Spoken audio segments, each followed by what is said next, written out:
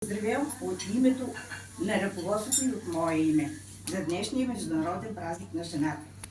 2000 години жената християнка доказва своята ценност. Тя сгрява семейния кът, твори духовни материални блага, ражда и създава личности, жертва си в името на живота. Жената е богоопределена, владетелка на семейното огнище. Тя създава облика на семейството със своя идеал и пример за подражание. Да се усетиш, че Бог ти е пратил да създаваш поколения, да сееш добрина, да продължаваш рода, това е майката. Поетите наричат вечна и свята.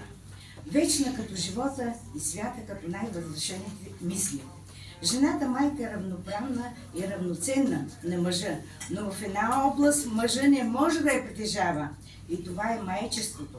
Най-великата сила, призвана да носи в утробата си новия живот, тя не само дава живот, но е готова да жертва своя.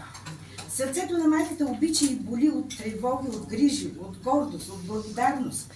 Майчиното сърце е антена, която улавя всички вълни, които, добри или лоши, стигат и следват пътя до майката.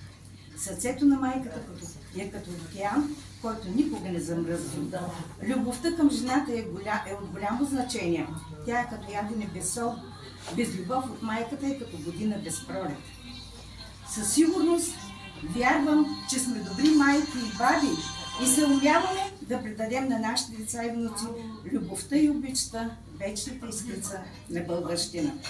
Моя девиз и послание към всички жени – да не се предаваме, да не бъдем слаби в живота. Няма по-красиво от силната и гордата жена. Желая ви един прекрасен ден, утре да получите най-красивите цветя и най-милите и топли думи.